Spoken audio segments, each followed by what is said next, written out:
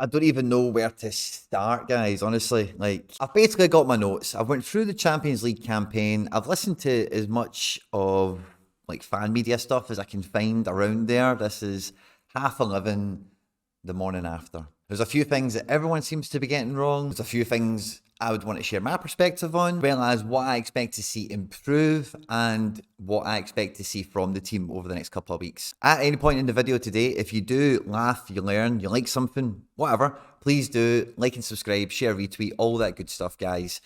Stay out of trouble, and let's get stuck into it.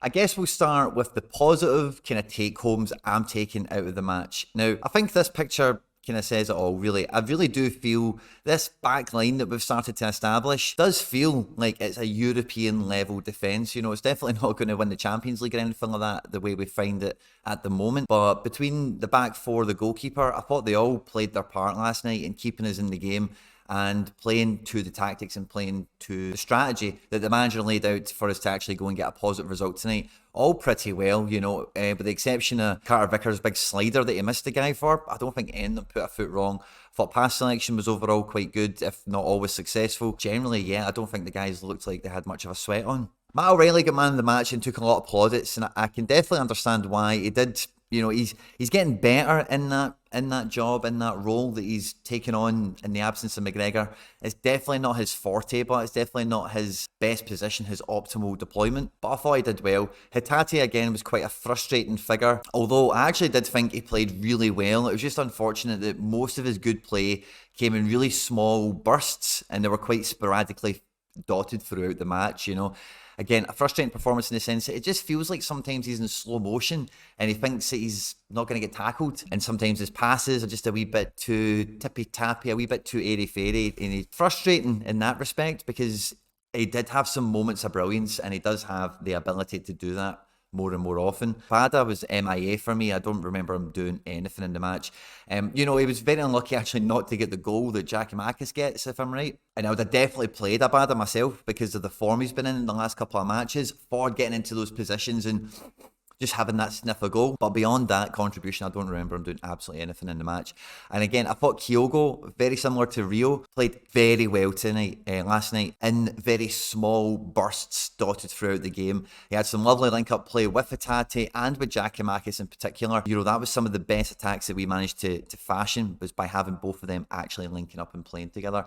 Haksabanovic was okay, but I did notice a real difference when Maeda came on in terms of the actual pace that we offered on that side of the pitch. I suppose Abada was probably supposed to do that for us, but it didn't really feel like he got into the game in that respect. But Kyogo threatened in behind once or twice. Giakoumakis played on the shoulder, playing on the last man, you know, kind of keeping their defence on their toes, as it were. Haksabanovic did do well, don't get me wrong, I don't think he played bad necessarily. Maybe he could have been on that right-hand side and we could have done with some pace on that left from the beginning. Maybe that's, in hindsight, something I would offer out there. But, you know, I don't think that tactically we were miles off. I don't think we were off it at all. I don't think standard-wise or ability-wise we were off it at all. I do feel as the subs came onto it, Maeda aside, like, so I do feel that Maeda's pace, like, he had two involvements in match play 5 minutes after coming on. One, he made a great run, and I can't remember who it was, but somebody just basically didn't choose him. They just drifted into midfield and maybe played the ball to O'Reilly or to Hatate or something like that. And then the second time he done it, he got found and he got through a nice kind of breakthrough. And he did have, you know, Maeda, when he's on, he does have some lovely link-up play. He's very selfless in that respect. He's all about building the team up. And yeah, sometimes his execution lets him down. But beyond that, I thought the subs just disjointed the team more than anything. Turnbull was the most like readily available to get on the ball, I think, of any Celtic player tonight. That was my main criticism from the match, really.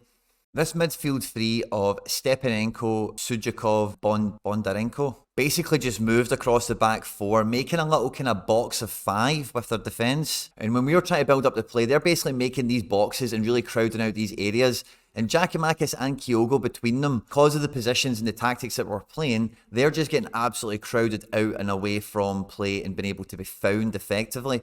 So what we're forced to do is come out into the wide areas in threes and fours and try and build out intricate passing play here.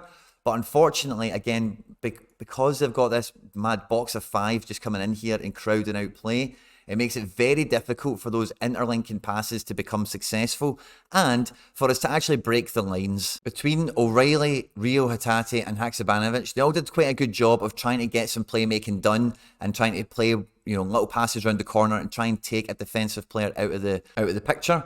But when they defend in such tight spaces with such numbers, success has to be absolute. There's no room for error. You absolutely have to make sure the pass comes off perfectly. Everyone's got absolute peak awareness, and we can keep the ball and we can actually force an attack to happen somehow, somewhere. On the few occasions we managed to either take a throw in quickly or a free kick, or just get the play up from the goalkeeper and catch them perhaps after they've committed a few men to an attack, we got into some really good spaces, and that's when we started to see some spaces open up for this play to actually happen, and that's when we created some of our best opportunities in the match. In the second half, coming out from the left hand side, Giakoumakis played a pass that I thought was beyond him, technical-wise. It put Kyogo one-on-one with the goalkeeper. And around that time, we've seen one or two fantastic link-ups between the two of them that it did take us about an hour to actually unlock. Because we didn't have anyone in the middle of the park continually coming to show for the ball, whether we were going down this side and then those little triangles and boxes, maybe it gets snuffed out, maybe it doesn't work for us. We cycle back through the defence again, we move to the right hand side of the pitch, and again they would just shuffle over with that midfield three and just make that little box of five and make it very difficult for us to actually play those intricate balls, which means then so many things just go down the line. And that's something we're cautious of, because Shakhtar do like to turn and run, and that was always going to be their main point of attack, was those counter-attacks with free bodies, basically. Now, for me, the main issue last night was a lack of cohesion. The amount of rotations that have been forced upon the squad through injury, suspension, a number of things that have happened throughout this season. It just felt like this was the first game of the group stages for me watching this. It looked like a lot of us were trying to figure it out on the pitch, whereas this is match day 5. A lot of these guys should be right up to the tempo with it, and we did see that in spells from some of them. But we've never seen this combination of players play before. And like I've been saying on the channel, like Giakoumakis and Kyogo inevitably have to be able to be played together in that gung-ho situation. I don't think we're going to see these guys start together again very often, if ever. But at points in the match, that initially came from me because we were subbing them on and off for each other. And you need to have the ability to play all your best guys, is all I've ever been saying with it. So we've started that match, absolute gung-ho, we've went for it. It took a wee bit longer than we would have probably liked for the goal to come, and we were so unlucky with a few other chances. But between, in my opinion, Abada being absent, without McGregor, which is completely unavoidable, but without McGregor, a bit of a lack of a willingness to get on the ball in midfield and try and break the lines, go by somebody, play a pass into a tight area and force your teammates to do, to produce for us and try and make something happen, rather than just going outside to outside, left to right, and just biding our time. Yes, Jota was missing as well. Yes, we've not had Starfelt. Jens, I think, has been absolutely incredible and has really put himself down for me as part of the best defence at the club now. Overall, I think it was one of Giakoumakis' best performances in a Celtic shirt as well. But if you cast your mind back to the beginning of the season, we had a real consistent period where the team didn't change. We only had weekend-only fixtures, and a lot of the chat then was that was the pre-season and that was us building cohesion for the Champions League. And if you look at the starting lineups over the course from that extra pre-season period of the season, as well as Champions League match day 1 all the way through to Champions League match day 5, the squad has changed so often, so many times, through decision, through unforeseen circumstances, as well as within the match, with substitutions being very predictable and repetitive. And ultimately, I do feel that there's a bit of that has been to the detriment of last night's performance. Like and again, I know it's been difficult for the manager. I can see, and like, it's the only reason that I had, the sniff of an instinct to talk about it in the last occasion is because I could see there was a few occasions where he has tried to play Kyogo and Giakoumakis together, for example, and they've just not ever had the opportunity. The match has been too do or die. One's got an injury, one gets a booking, you're saving somebody for another match that's coming up. There's obviously been other things at play. I'm sure the manager would have loved extra fixtures to try them out and get them a bit more accustomed, the whole team, to playing that way and trying to unlock the door. So for me, for the rest of the season, is I want to see cohesion. I want to see much more consistency from the manager over the next period of time, because we need to have a little soft reboot, and really get back to that consistency of taking our chances. We're consistently making chances, and the real difference for us is If we want to succeed at this Champions League level, okay, it takes a couple of things that I've seen from watching European football for the last forever. Number one, you need, for a club like us, you need to destroy domestic competition. Like if you're getting 10 chances a game, you need to be scoring 5 or 6 goals. When you look at the teams that we aspire to measure ourselves against in terms of who's had a good campaign, teams like Benfica, Bruges, and even other teams like Salzburg come to mind. There's lots of these teams that you can draw Ajax comparisons with us against. But when they go into their domestic fixtures, they don't really play too much different to what they do in Europe. The difference is in Europe, you're not going to get 10 chances, you maybe get 8. And then of the 8, you're only maybe likely to score 1 or 2 of them. With us, we're creating the same amount of chances and we're just not converting, So it's that's a real frustrating thing for a coach, for the players, for the club, because it's unfortunately the worst advice you can ever get in your life, and it's just keep doing what you're doing because it will come, like everything that the team's doing. I don't see anything wrong. I don't see anything pedestrian. I don't see anything that's abject. Everything has a purpose. I understand it all. I can see all how it works on the pitch. And it is just it's just cohesion. That's the only thing it's missing. If you had, we're talking about January transfers, if you had 10 million quid right now to improve that team with one player, what position, not even who, but what position do you buy really that is a notable upgrade on what we've got there that makes a difference to this Champions League campaign? And I think you'll have a lot of divided opinion because somebody maybe say, I don't know, a centre-back, maybe somebody would say a goalkeeper, maybe somebody would say another attacking mid or something, I don't know. But it's not clear because we've got a great squad and we've got a lot of great players and we've got a great manager, a great set of tactics and a great strategy. And I just think it is just pure lack of cohesion, unfortunately. Yes, confidence, yes, form. This stuff comes into it. Missing Jota, the real star of the team, and McGregor, the captain, is huge. But to be missing those components and just to be, in my opinion, cohesion, rhythm, form, if you like, away from it, it's not so bad at all. But I can only get excited about the Champions League campaign for next season if I see us get back to that form that we showed in the first 5 or 6 games of the season, where we're rocking up. Maybe we don't always know the starting 11. Maybe the manager is going to still alternate and control minutes and control game management for the team like he's been doing. It really needs to get back to that point of we know we're going to score 3 or 4 goals a game. And that's the confidence level that you need. It's not even, because we had that for 5 or 6 games, right? That's not enough. You need to do that for a season. These players need to do that for a season. And going into next year, we're in such a great position. There's 3 myths I want to dispel, all right? There's 3 myths I want to dispel on our group stage performance, okay? The first one is that we've not been lucky. We've been unlucky with the chances we've missed and whatever. We've actually had some really good luck and we've not actually taken advantage of it for other reasons that have probably been mentioned. And you guys are probably in the comments section right now telling me about as well.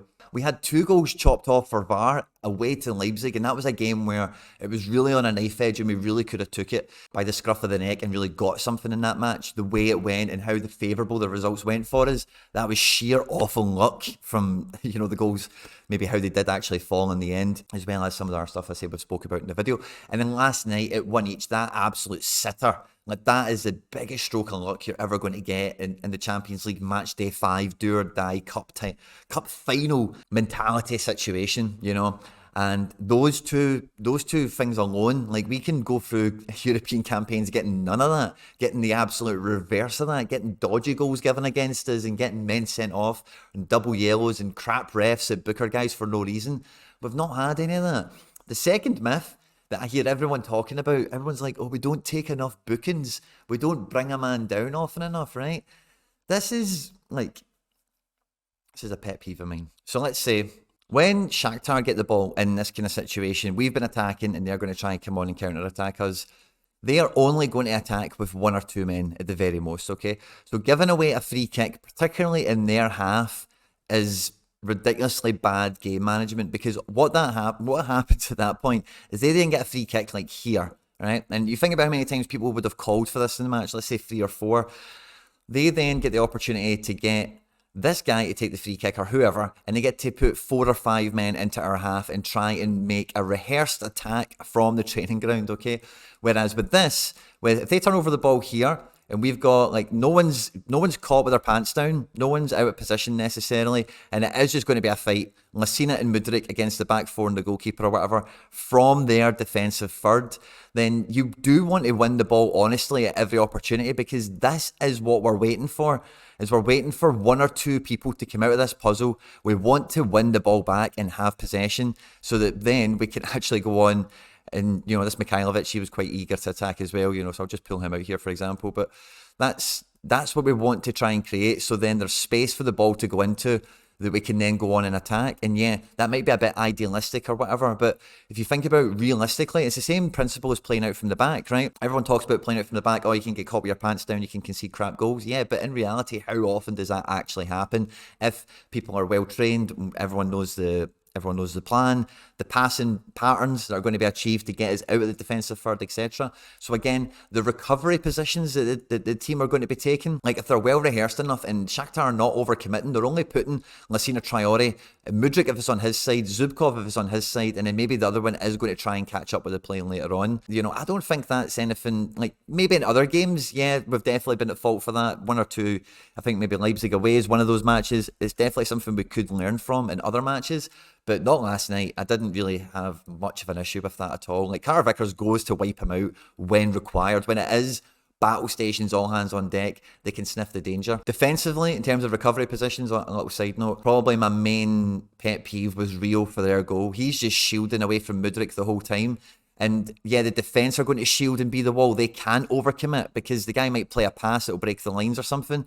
But the midfielder there, he has to throw himself at the ball there. And he goes and tries to do a wee block like you're doing fives or something. So I seen that this morning. I was just like, oh, Rio. And then the third myth is people are telling me again, that this is, we don't play 4-4-2, we don't play 4-2-4, and we changed our shape last night. Okay, now there's too many videos on my TikTok and on my YouTube going through it. Matt O'Reilly's playing like Kevin De Bruyne, play Giakoumakis and Kyogo together. The two videos on the TikTok I recommend you go and check out if you want to know more on that. But this is the way we've been playing the whole time, right? If Callum McGregor's fit, he's playing where O'Reilly is, and O'Reilly's up here where Kyogo was.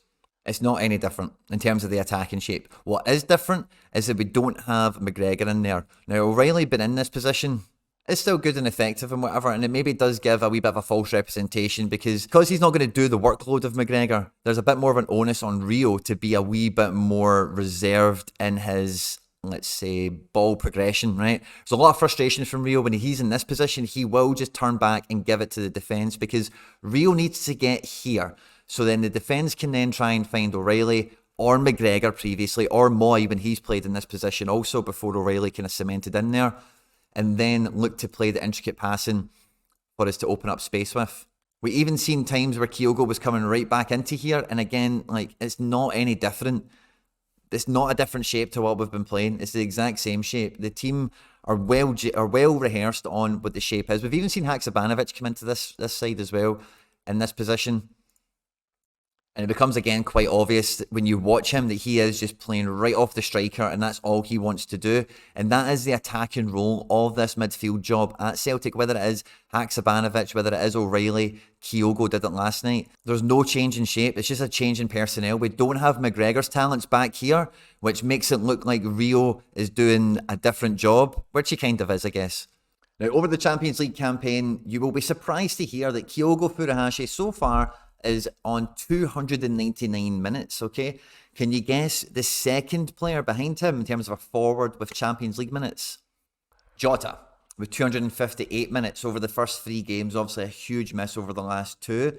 In third position, this will surprise you, Daisen Maeda has collected 270 Champions League minutes, and then just behind him, we've got Giakoumakis on 216, Haksabanovic 198, and Liel Abada 157. And when I discovered that, when I was going through this, like Abada has not really done anything. I would have started Abada last night, but like I say, like Maeda's got the third most Champions League minutes there, and that's something when we're talking about how green the team is, how young they are to this stage, in the do-or-die match. And I know Maeda's missed chances, but he has atonement. He has something to atone for. He has been getting into those chances. He has been doing 50-50s with, Real Madrid players and Leipzig players and really getting acclimatized to it. Abada has not made more than 45 minutes, except for last night. He's come off injured in a game as well. He has had injuries over the last month or so. Maybe it was a match too much for him. Maybe we should have subbed him off a bit earlier. Who knows? But like I said, he was a huge credit for his positioning for what eventually became Giakoumakis' goal. So I can't really fault him on that because he kind of done his job. But I do feel it's like a sliding doors situation. Had we had perhaps, I'm just going to say it, Dyson Maeda there from the start, maybe we don't take that long to score the first goal, if you get me, and the game's totally different. Or if we had Jota. Obviously, it would have been much better if we had Jota. With 258 minutes and 270 minutes between both of them. Both of them have got almost double the Champions League minutes this season that Abada's had. And yeah, I don't know. Like Ange and myself, I do agree with playing guys in form. Abada's form was incredible running up to this. It just seemed to be, just knew where to be. But yeah, I do think that's maybe perhaps, because I'd say in terms of midfield, yeah, maybe you put Moy in from the start somehow, but I do like the fact that the manager did go with Giakoumakis and Kyogo together from the beginning.